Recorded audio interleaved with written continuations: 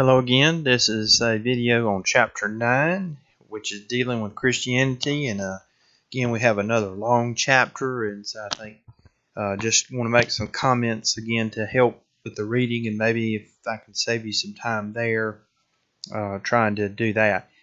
Remember in Blackboard, there's also some notes.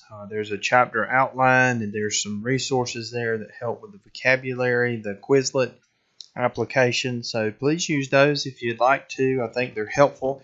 And then if you just want some more information, please look in the additional resources folder for some more videos there. Okay, so our author starts out with another journey.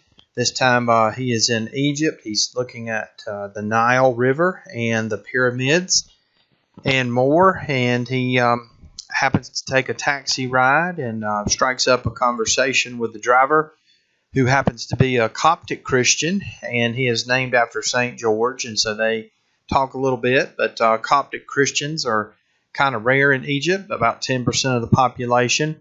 And the author goes to visit some other churches, and he visits 3, but he supposedly sees the spot where Jesus and his family stayed when they visited Egypt.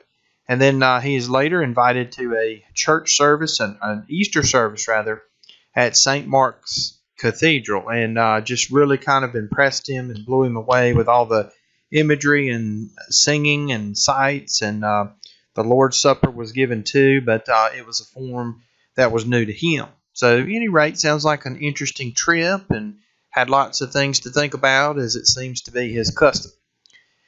Okay, as we move along to the textbook, now we have been talking quite a bit about dates. I've given out many dates, and so we talk about BC and AD, and I think now it's BCE and CE for before Common Era and Common Era.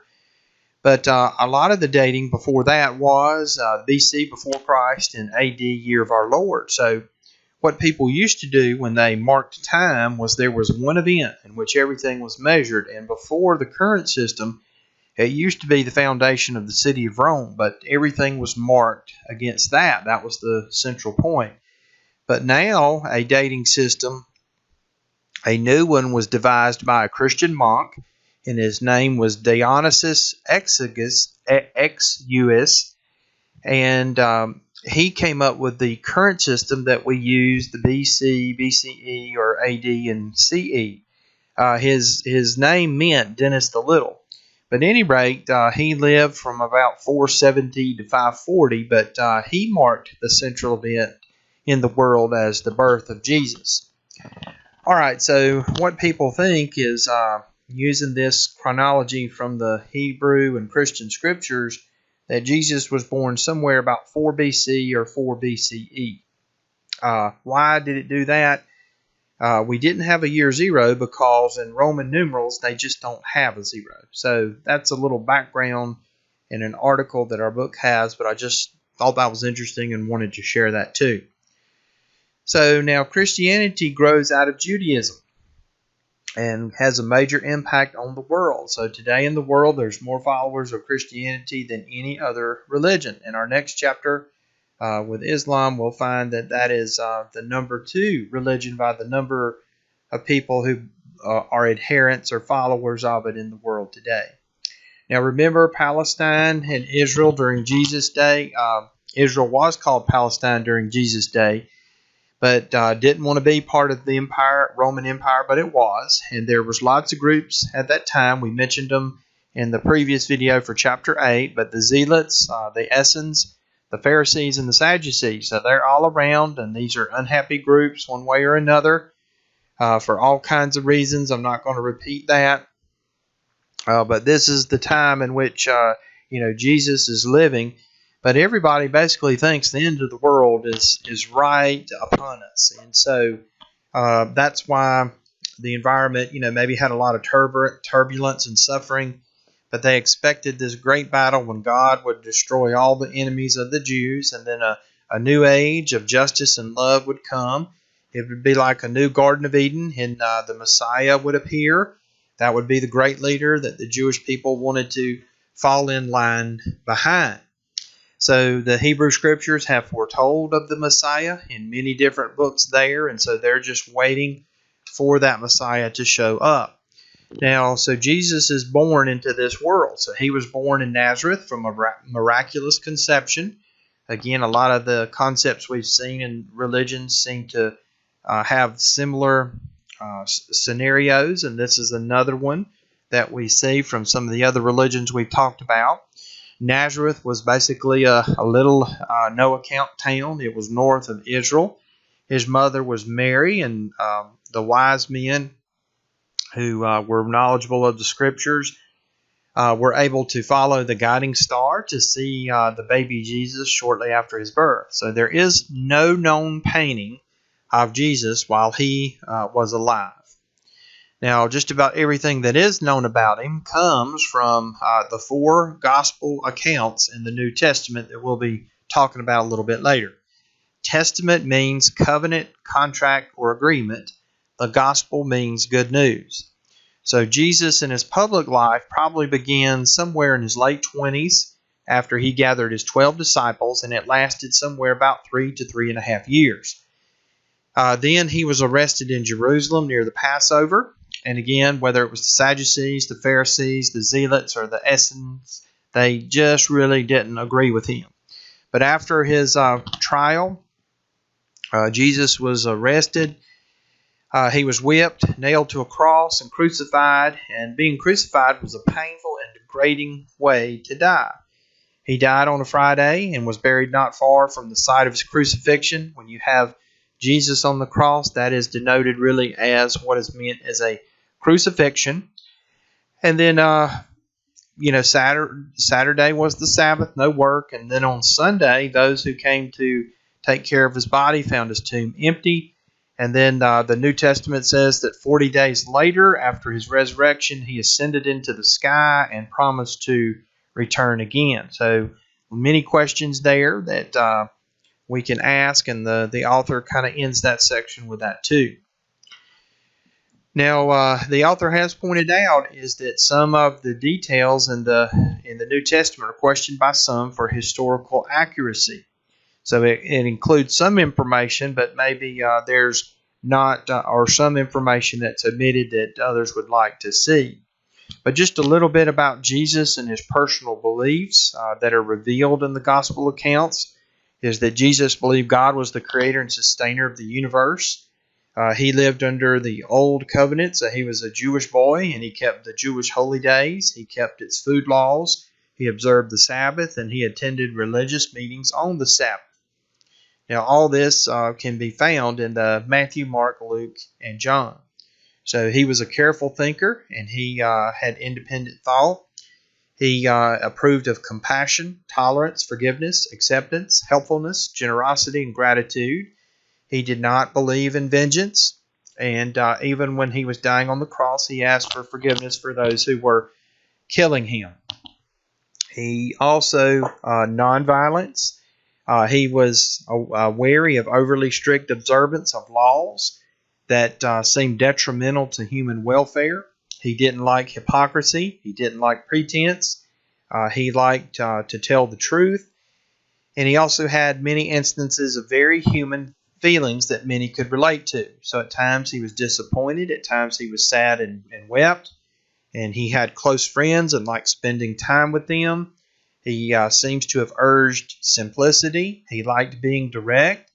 He had an appreciation for nature. He knew Scripture well, but not a formal education that is mentioned. Almost no interest in money, and never really traveled far from his roots there from Nazareth in Israel. He spoke Aramaic and more than likely some Greek, but apparently wasn't very interested in the culture of the day. He also had female friends, many of them, and wasn't afraid to speak with them in public without hesitation. So that was something that probably many avoided. So when Jesus was crucified, his female disciples would not leave him. They were there at his crucifixion, and many of his male disciples had already abandoned him by that time. So Jesus also cared about the poor and the hungry, but he was not a formal social activist.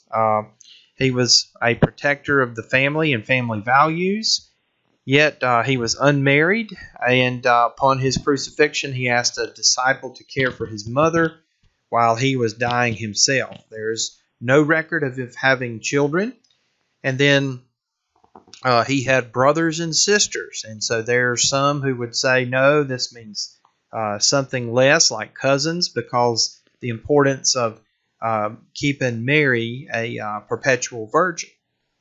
So after Jesus died, some of his blood family relative members were influential in the church. And then one that we'll talk about that was not a family member but influential was Saul, known as Paul later on, who was a devout follower.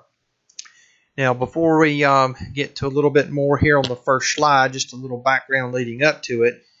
Of the teachings that Jesus had, there were two great commandments, and one was to love for God, and the other was to love and to show kindness to others. So these were also in the Hebrew Scripture, but now Jesus gives them more emphasis when he starts to publicly speak. Now, John the Baptist is also a figure that precedes Jesus a little bit, but he also seems to have a similar type of thought. All right, so again, some of the early books here in the New Testament talk about the events. Paul mentioned him. Let's come back to him for just a second. But Paul, his efforts really caused Christianity to grow. So he was first known as Saul. He was from Tarsus, which is present-day Turkey. He was a devout follower of Judaism. He was a Pharisee. And he was very much opposed to Jesus and his movement. And he didn't understand how Jesus could claim the things that he did about being the Son of God and then wind up being killed as a common criminal. So one day Saul experienced a vision from Jesus, and Jesus asked why Saul was persecuting him. And then Saul becomes convinced after this that Jesus was the Messiah and that his life took a new direction. And he spread the teachings of Jesus everywhere he went. So he would usually go to a synagogue and then start with the Jewish scriptures and then explain why Jesus was the longest awaited Messiah to a Jewish audience. And mostly he was unsuccessful. It's just his message wasn't received. And then he moved on to the Gentiles, the non-Jews, and tried to do the same. So one dispute that came up was the followers who were now Christians, did they have to follow the old law too? And so that was one thing that pops up in our chapter there. And it eventually, the answer to that is no, they don't. All right, so when we look a little bit more about the structure of the New Testament, it is the core of Christianity, and there's really 4 parts that our slide mentions here. The Gospels, the Acts of the Apostles, the Epistles, and Revelation, the last book in the New Testament. So there's 27 letters all total in the book, and they were written in Greek, Koine Greek, which was common Greek, and that was the common language of the day that people spoke. And we're still talking about a time when there's probably a high degree of illiteracy where people cannot read and write, and so many are dependent on somebody telling them what these books may say. Now, the Gospels are the 4 different accounts of the life of Jesus, and so they're written by different individuals, and they agree, but then they have different details. Some are addressed to different audiences. There's some similarities. You may have heard the phrase synoptic gospel. That means they're together see. And that applies to Matthew, Mark, and Luke, but John is non-synoptic. It is different and relies on its own resources rather than what happens in those other 3.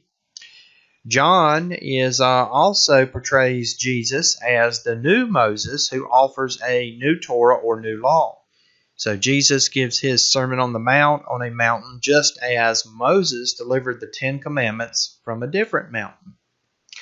Now, the Gospel of Mark is the shortest of the 4, and it could be the oldest, so maybe somewhere around 70 in the Common Era.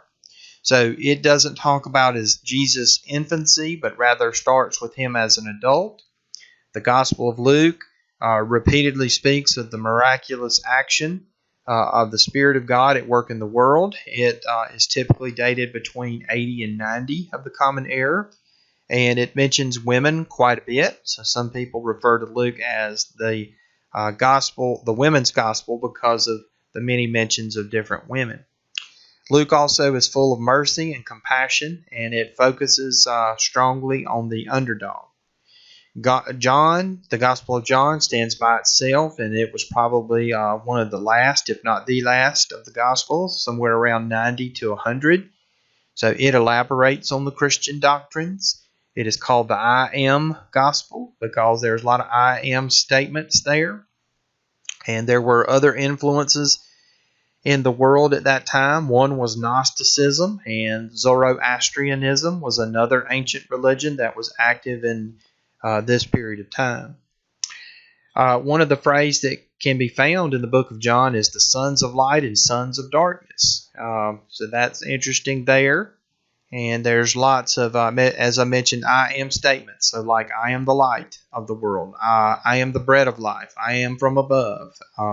So that's why it gets that name. Many symbols are also used in the book of John.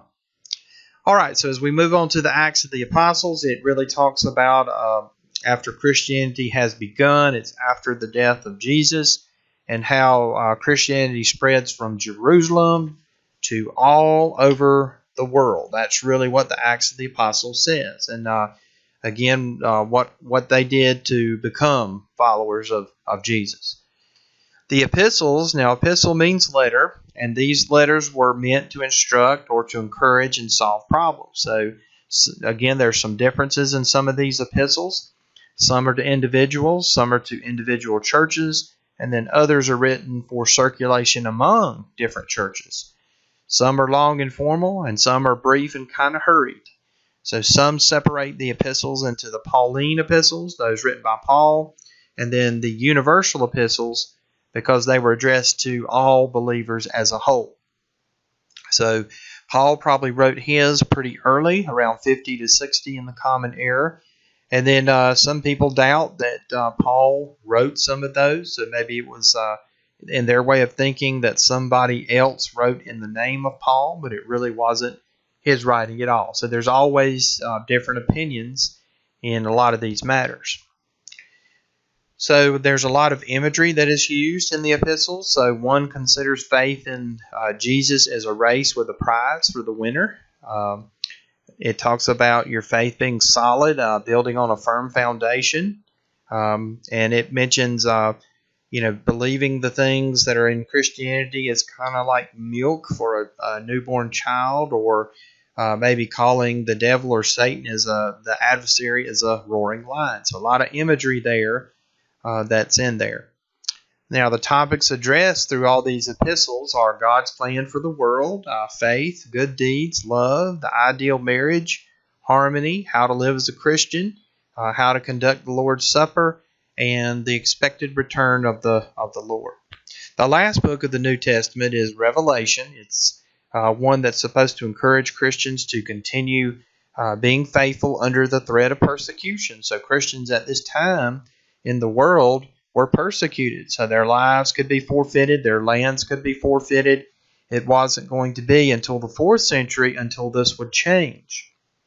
But Revelation promises them that ultimately they will win. So it's a very highly symbolic book, lots of numbers and images in a way that wouldn't be clear to those who were not Christians. It was kind of like a code, in other words, but that's the symbolic nature of the book. So, for example, one verse mentions Jesus as the lamb and the dragon with 7 heads. So there, with 7 heads is significant because Rome is a city that was built on 7 hills, or the number 666 being the mark of the beast. That could have been a symbolic way to represent the Emperor Nero in the form of numbers. So that's maybe, again, what was going on. So just like in the Hebrew scriptures, they had to decide which books belonged to the canon. and that happened in the New Testament as well. So that's a brief section there in our book that goes on. Now, there is quite a bit of interpretation difference when it comes to the Bible. There's been a source of conflict, and we'll see that with some of the different branches of Christianity that happen and some of the conflicts that have continued on for quite a bit. Now, Christianity, you can probably already tell, is a missionary religion. So there was a command by Jesus to his disciples to go and spread the teachings far and wide. So again, it's interesting how this starts out as a small movement there in Israel, and then by the 4th century it becomes the official religion of the Roman Empire, and now has spread basically everywhere around the world. Now, Peter and Paul, again, were followers of Jesus, and they died in Rome somewhere in the early to mid-60s. The organization of the church is, at least according to our author, similar to that of the Roman government, meaning you have a monarchy or one leader there who's being in charge. What happened in some of the significant cities is there became to be bishops, these kind of monarchies, this one-person rule in the bigger cities. And then it came to be that some of these bishops wondered who was going to rule from there, and so Rome seemed to, try to take a lot of bit of the emphasis and be the basically ruler of all the church worldwide.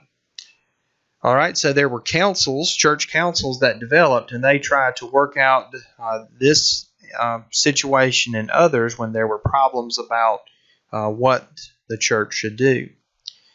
All right, we'll talk about some of these developments a little bit later, but eventually what happens is the Protestant Reformation disagrees with the church at Rome, and then some of the attempts by early Roman emperors to strengthen Christianity in the Roman Empire did not really work as the way they had planned it. Now, Constantine was a ruler again in the 300s, early 300s, but he finally issued an edict of toleration, and that declared Christianity would no longer be persecuted and it would be supported by the Roman government.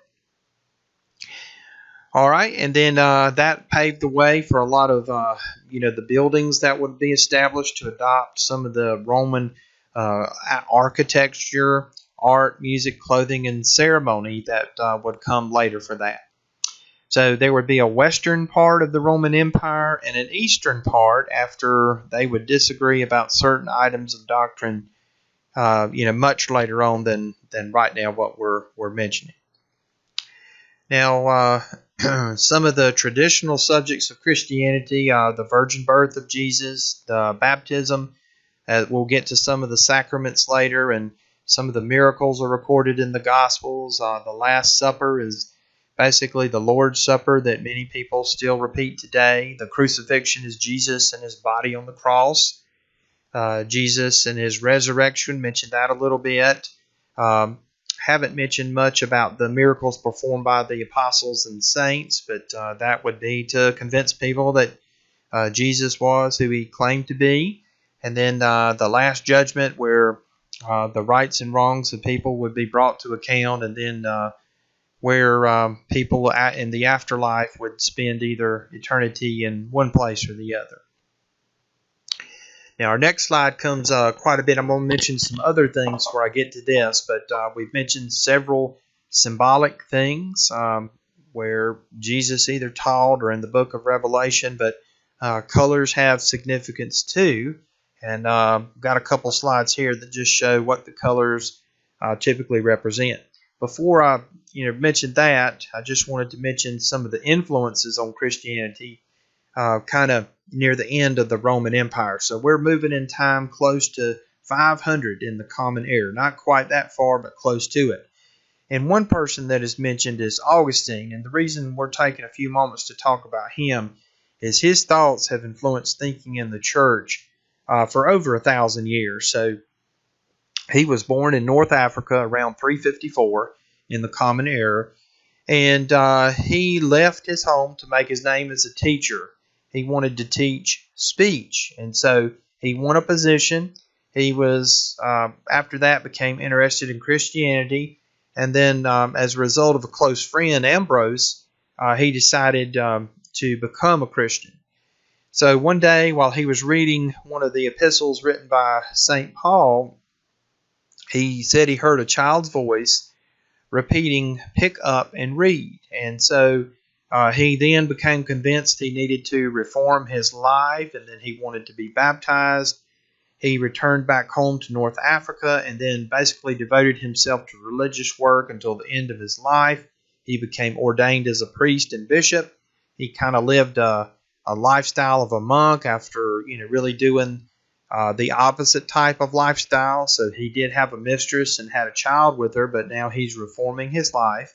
And so his views on marriage and sex would also influence the world for many years to come. And he wrote several books telling about his personal experiences, his defense of Christianity. A lot of people at that time thought Christianity was responsible for the decline of the Roman Empire, and he disagreed and wrote down his arguments against that. All right, so he had a pretty, big impact on the way the thinking happened in Christianity, again, for a long period of time. Now, early on, the monastic lifestyle that Augustine adopted and others was a very big part of Christianity. It gave people a lot of freedom and a lot of time to read and study and to make friendships and, really practice their faith, so it wasn't anything negative. And this appears in a lot of the other religions we've seen too, whether it was Hinduism, Buddhism, Taoism, or Judaism. Now, there was probably a lot of things that led to why people wanted to live this way. So one was the Essen movement. We've already talked about one of these faction groups that was in Israel. Maybe another reason was Jesus himself never married. And then maybe a third influence that, hermits had been living in caves before the time of Jesus. And then maybe the fourth was more realistic, but it's just a way to show your special religious devotion. So there's lots of examples of monks that are mentioned in our textbook. So I'm not going to mention all those, but maybe one that was important was Benedict of Nursia, and he lived somewhere again around 480 to 547. But he was a man who was born into a wealthy family near Rome, and then he decided to pick up this type of lifestyle. So he fled his home and went to a cave. Other people followed him. And then finally they built a permanent monastery there in Rome. And this became known as the Benedictine order of monks. And he wrote basically a book that was the rule for monks and how they should live. And that is still followed today. There are still monks that really follow this order.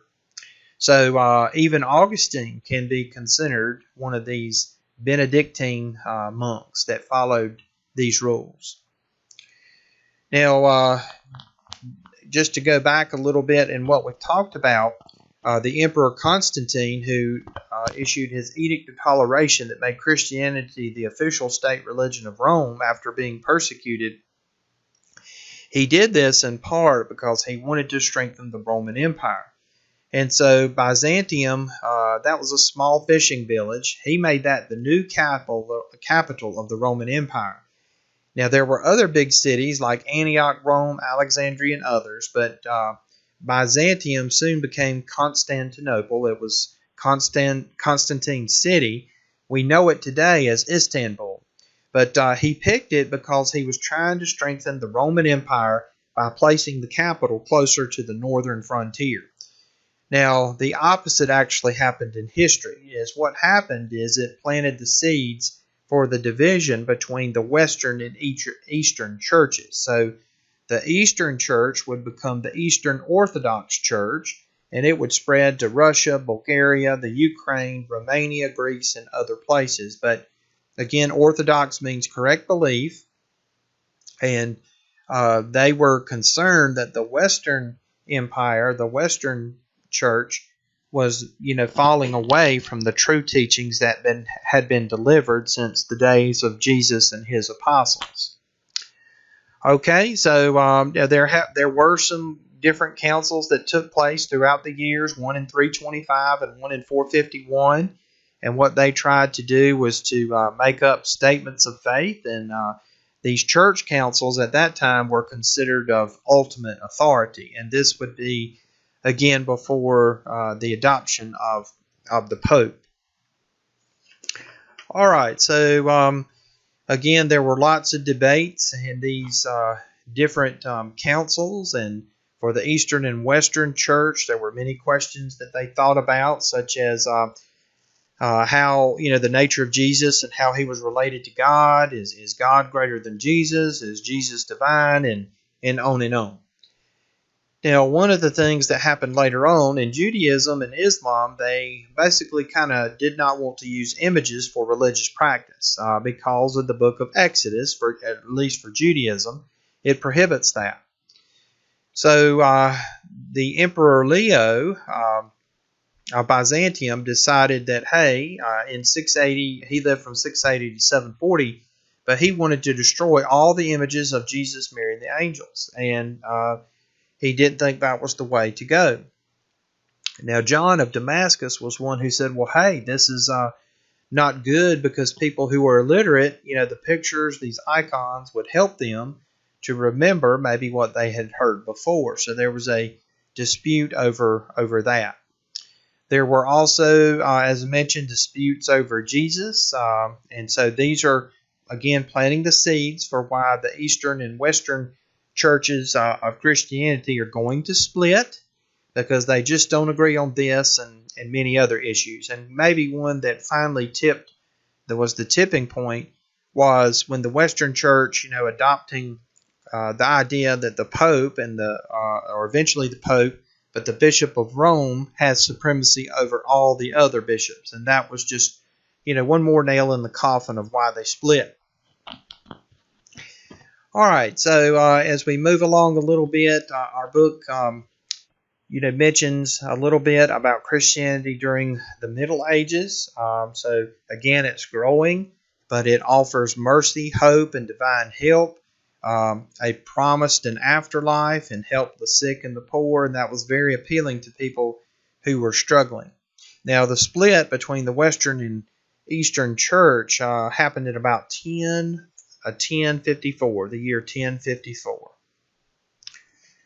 All right, mysticism is also an aspect of Christianity that affects some. So that mysticism means the direct experience of the divine and a sense of oneness with God. So mystics, they say that they have direct contact with God. So there are definitely those in Christianity who emphasize that impact. There are women who are mystics, and our book mentions a few of those. So Hildegard von Bingen is one that is mentioned, and Teresa of Avila was a Spanish nun in the 1500s who wrote a book about her intimacy with God. And then there were others who basically went the opposite way. They just wanted to talk about reasoned faith with God. And so Thomas Aquinas is one, and he wrote a couple books basically defending that point of view, but yet near the end of his life it is recorded that he said that all that he wrote really kind of didn't mean very much at all when you compare it to this mystical experience, this direct contact with God. Now, some things that happened that maybe give Christianity a rough name was the Crusades to some. The Inquisition is another event that really maybe puts a bad taste in some people's mouth about Christianity. So the Crusades were a series of battles between Christians and Muslims over the Holy Lands. And again, people have different opinions over that. But they began at about 1095 and again lasted over a long period of time. The Inquisition was a European event in Spain where they tried to maintain the purity of the Christian religion and belief. And so if you did not believe. If you believed something else, you were considered a heretic, and you were basically executed. Later on, the Black Death or bubonic plague, that began to spread throughout Europe, and they really didn't understand what was going out. But if you think the coronavirus is bad, then the Black Death was way worse. 1/4 to 1/3 of the population died in Europe, and then outbreaks continued for years afterward. But it was really the fleas on the rats that were carried by the ships that were docking into ports. And then these fleas carried the bacteria that would leave black swellings that would appear on people's bodies, and also the poor sanitation that was also there as well too. Okay, so I know get to our chart here in just a second about the colors, but there was a lot of protest against the Catholic Church. So it had basically had a period of time where it was the only kind of game in town, but now there's others who are arguing that there's a lot of things of doctrine that the Catholic Church is doing wrong. They are protesting, and they want to reform the church and have it back to its original form. So there's several individuals mentioned there. So John Wycliffe is mentioned, and he is important because he translated the Latin Bible into English. He wanted people to be able to read it for themselves and come up with their own interpretation. So there were other things that he protested against, but eventually what happened to him is he was excommunicated, he was condemned, he was executed, he died of a stroke, and then because of his efforts there, his body was dug up and then burned again, and then his ashes were thrown in a river. Jan Hus is also going to continue this tradition, these criticisms that came up with John Wycliffe. He was excommunicated by the Catholic Church that also was questioning Wycliffe, except that Hus was burned at the stake instead. So, basically what we learned from this is that at this point in time in history, if you complained about the practices of the church, it led to your demise. Martin Luther is one of the first individuals. Let me back up just a second. Now, there's some of the other colors and their meanings. There's the second slide. I'll back up just a second. But white, red, and green, and violet, blue, and black. But we'll move on to some of the more other material. But Martin Luther was the first attempt with somebody who protests and actually lives. And his branch of Christianity takes his name as Lutheranism. So he was a German priest and a reformer too, but he survived. So he is really important for our Protestant branch of Christianity. And now he entered the Augustinian order of friars, and again, monk-type lifestyle. And one time during a lightning storm, he basically made a vow to God. He said, if you let me live, then I'll be a religious man afterwards. Now, this was despite his father's wish that Martin Luther would become a lawyer instead. So he followed up and became a religious teacher. He became a college professor in the town of Wittenberg, and he taught courses in the Bible. And then, he just felt that he needed to reform his life, and was reading in Romans, but felt that he had been born anew, and that he had a new lease on life, so to speak, and that he was now in a good state with God. So Luther would also emphasize the importance of reading, and wrote some also important documents. He tacked his 95 Theses in 1517 on the door of the castle church at Wittenberg, and then he wanted to debate members of the Catholic Church about these issues. And had Martin Luther not had a little bit of help, he probably would have been executed too. But he had a friend there, Frederick III of Saxony, that basically helped him survive. Now, John Calvin is another Protestant that we want to look at. He was a French theologian. And again, these men, had studied quite a bit. But Calvinism believes that humans are irresistibly drawn to evil, God's already decided who's going to be saved and who's not. That's predestination. And that what you do is really not going to cause your salvation or damnation. It just is a sign of what God has already decided. So he writes a basically question and answer book about Christianity called Institutes of the Christian Religion when he was only 26. So he also experienced persecution, but he fled to France, and there he was able basically to live without any type of problem. So some of the things that Calvin wanted or approved of was the removal of images. He liked congregational singing with no organ.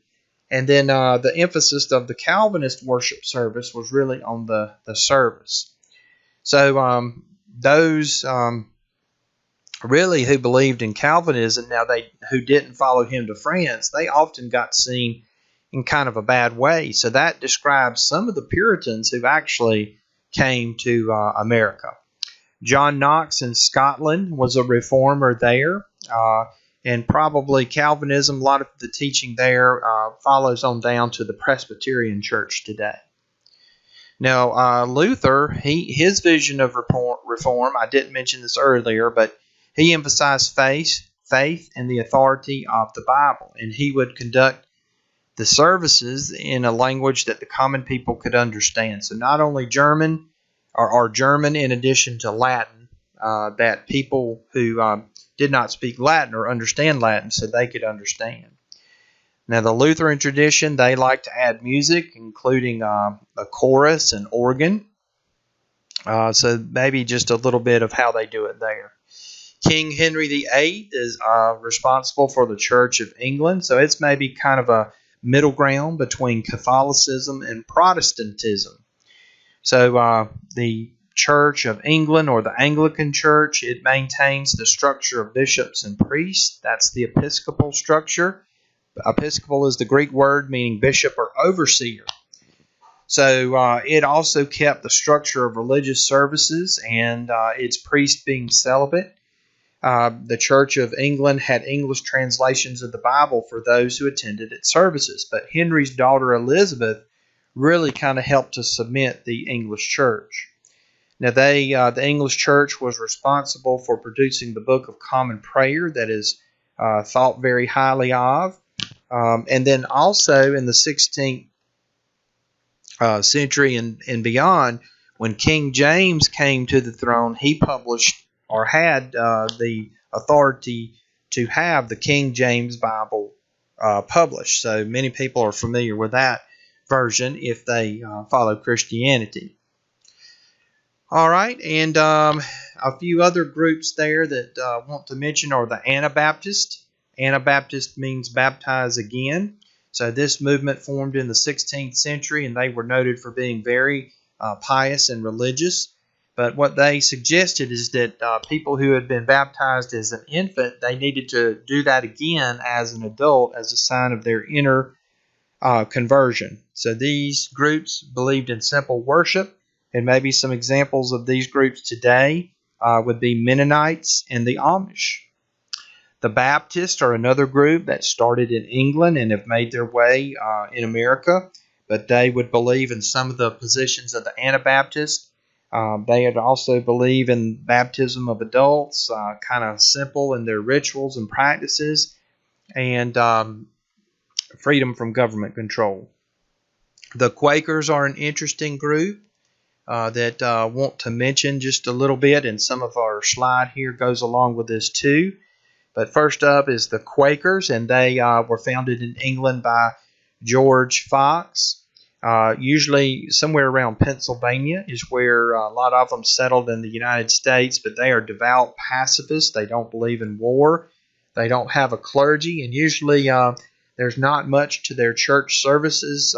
They don't have a lot of ritual and fancy stuff. Their official name is on the slide too, but it's the Society of Friends.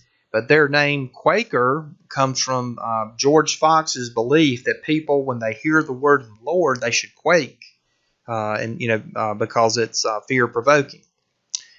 Mother Ann Lee is of the Shakers, and they really kind of grew out of the Quaker movement. and they accepted both men and women, but they insisted that their members have complete celibacy. Most of these individuals settled in New England, at least at first, when they were started. They were really farmers for the most part, but as time has gone on down, there's very few Shakers left today, but they would also believe in a very simple version of Christianity too. The Pentecostal movement, now this goes back to the day of Pentecost, so that was, the day of Pentecost means 50. It's talking about 50 days, so 50 days after the death of Jesus.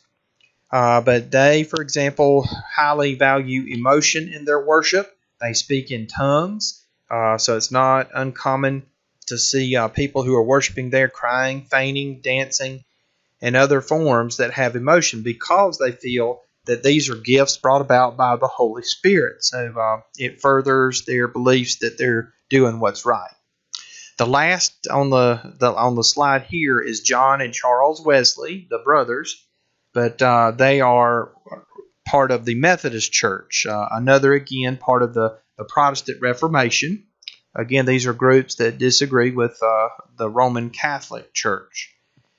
So the reason they are called the Methodists is they have a methodical nature of prayer and study. There's a pattern that they follow. So these two brothers were influential in this form. John had written over 6,000 songs or hymns that helped to spread the movement. And they had a interesting kind of some stories too, and they were on a ship one time that was about to sink, and they had encountered some other peoples called the Moravians, but that influenced them, and they were like others who said, hey, if you get me through this storm, Lord, or this dangerous situation, then I'll devote my life to you. All right, so these are again some of the different Protestant groups. Our last slide, again, I'll lead up to in just a little bit, but it's just about the different types of architecture that are in Christianity over a number of years, and so that's fine too, but that comes near the end of the chapter. But now all these groups, they basically have in common that they disagree with Roman Catholicism, and so the Roman Catholic Church was able to withstand all these demands and attacks, and so they had councils of their own, and where they basically said, yeah, maybe there are some things we need to reform, such as really a system to train our priests rather than the apprentice type system we have been using. Maybe there's a liturgy that we should use as a standard practice for our services, but there were other things that they would not back away from, such as traditional teachings and practices. So in essence, what they were doing was erecting walls around parts of their doctrine that they were saying that, hey, we're not going to change these. This is just how they are. All right, so there's been quite a bit of effort of missionary work. Our book spends quite a bit of time talking about that in different countries and different institutions. We'll come to some different religions here in our latter chapters of the book where Catholicism has blended with native or indigenous religions. So Santeria, Voodoo, and Candomblé.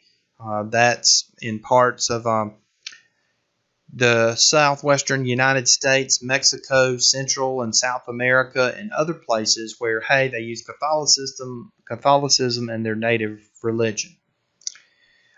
There's a brief article about Martin Luther King and a lot of his life and works, but he was troubled by segregation and racism, and he thought Christianity was the definite way to work against these problems.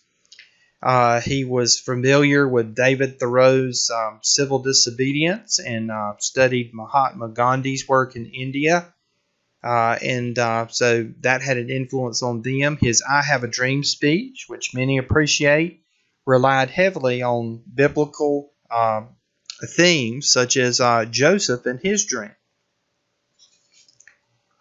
All right, one of the fastest growing branches of Christianity is Mormonism. And so there's a little bit about in our textbook about the Mormons and some of their practices and faith and their history. and how that came about. It's Joseph Smith was the founder, and he had a vision there at 14, and he was told that no Christian denomination in existence at that time was correct, and that true Christianity had died out with the death of the apostles. And so a few years later, he had another vision. It was another angel that told him to dig, and when he dug up some golden tablets with a foreign writing, and then he had to translate this to his wife and his friends, and this is how the Book of Mormon came about. Later on, John the Baptist and Peter, James, and John appeared to him, and this started a new priesthood for the Mormons based off of Aaron and Melchizedek of the Bible. And then they had to move around quite a bit because they were persecuted for their beliefs. Now, one of them was polygamy. Now, that eventually stopped, but this group has had a split too. Unfortunately, Joseph Smith was killed early in life when he was in jail in Illinois along with his brother. But then Brigham Young took over and moved out to Salt Lake City. The smaller group that remained by Joseph Smith's brother, who did live, is headquartered in Missouri, and they go by the name of the Community of Christ, but they are not polygamists. All right, so there's some interesting stories, but I've mentioned some of those about the Mormons, and then there's even splits off the Mormons. I think their numbers are somewhere around 14 million, and maybe one of the smaller known churches that associate with the Mormons is called the Fundamentalist Church of Jesus Christ of Latter-day Saints. So when you talk about Christian practice, there are two important rituals that we really want to talk about. One is baptism. We kind of mentioned that. So there are different forms out there. So the ancient version involved immersion of the body, but now there are some that involve sprinkling of the head only with water. You can trace some of this back to Judaism, where ritual bathing was an ancient form of purification. John the Baptist used baptism as a sign of repentance. The second practice there that's very important is the Eucharist, and Eucharist is Greek for good gift. It's also called the Lord's Supper. So this is where Christians meet weekly to imitate Jesus' Last Supper. It's a meal of bread and the fruit of the vine, recalling Jesus' death and resurrection. So these are symbols that represent, again, the body and blood of Jesus that Christians can practice either weekly or some other time frame. Some use bread and wine, some use grape juice, some use water when they're doing the Lord's Supper. Now, there are some other important rituals that people consider sacraments, and that includes confirmation. Confirmation is strengthening, but it's a blessing after baptism. Reconciliation or penance is when a person admits their wrongdoing before a priest or minister, and then their sins are forgiven. Marriage, that needs no explanation. Ordination is when you are officially empowered of a bishop, priest, or deacon for the ministry. In other words, you can go out and help teach the others. And then anointing the sick with oil. That's called extreme unction. And oil is an ancient symbol known in the world for health, and it is associated, with helping someone who is sick. But there are scriptures that are used of why people think this is important. All right, there's a brief section there about the Christian year and some of the days we've already talked about in terms of Christmas, Easter, Palm Sunday, Lent, Ash Wednesday, and others, but they have significance back to Christian events.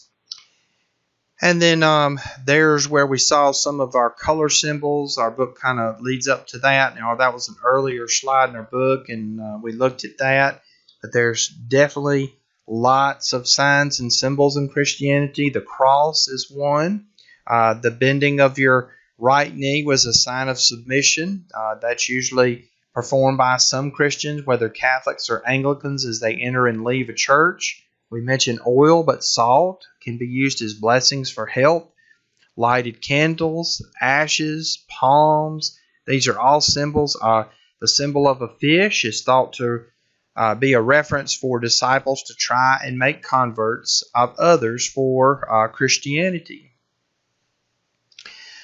Okay, kind of getting near the end of our video today, but there's a section that talks about the devotion to Mary. So Mary, the mother of Jesus, so that has appeared quite early in Christianity, and some agree, some disagree.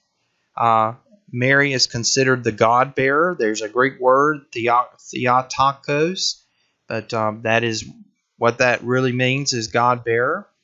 Notre Dame is a university. You may think of that, but that means Our Lady. That's in reference to Mary. The rosary is a circular chain of beads. It's used to count prayers and also say the Hail Mary on most of the beads. But again, some think that that's appropriate to do and some don't. Now, the three most important sites where Mary is believed to have appeared to help people who were when they needed help was in southern France, Portugal, and somewhere near Mexico City. Now, the part in our book that does mention the architecture, that's fine, but our book does show quite a bit of that in how over time these different styles of buildings, particularly, and then it also focuses on Christian art and a lot of painting of Jesus, of Mary, and his suffering. I'm just not going to spend a lot of time on the architecture. If you like that, that's fine. Music is quite big in Christianity. For example, it's recorded that Jesus sung hymns, and we mentioned about the Methodists and how many hymns were composed by John Wesley. Chanting, there's some who use musical instruments. There's some who don't. The organ was, there was a debate over whether the organ should be used. And again, just to give us an idea of some of the music that is in Christianity. Now, some of the challenges for Christianity as we mark the end of the video today. One thing that our author mentions is science. So there's quite a conflict, or at least in some people's minds, about Christianity and science and whether they can work together or not. All right, so we've all heard of the theory of evolution, and you can see how sometimes a compromise is trying to be made, and some people don't make the compromise and they prefer intelligent design instead. That's maybe, again, one issue for Christianity in the modern world. A second one might be materialism versus non-materialism. So, people getting focused on money and possessions and, really beyond what you need, but just to have a lot of extra stuff versus people who are not really concerned from that. Do you want success from business or success from your religion? So sometimes in Christianity, this is referred to as prosperity Christianity. And it teaches that God repays those with material blessings who give love offerings. So if you watch TV at all, you'll see a lot of examples of this, of ministers asking for money, but they basically preach this prosperity gospel. Now, there is quite a bit of Christian denominations out there that have quite a bit of difference, and so ecumenism is the Greek word that means household, but this movement says that these different denominations should work together and try to find common ground. So there is a World Council of Churches, and it includes many of these religious groups. And again, they discuss all types of issues such as gender roles, Bible interpretation, and how much religion should be involved in public life. And, we talk about that still today. Okay, so those are some issues that have come up, and they are interesting to think about and to read about, and you can find out kind of which way you want to lean on those. The final thing I want to mention today is the green part of the environment. Does Christianity really talk about environmentalism?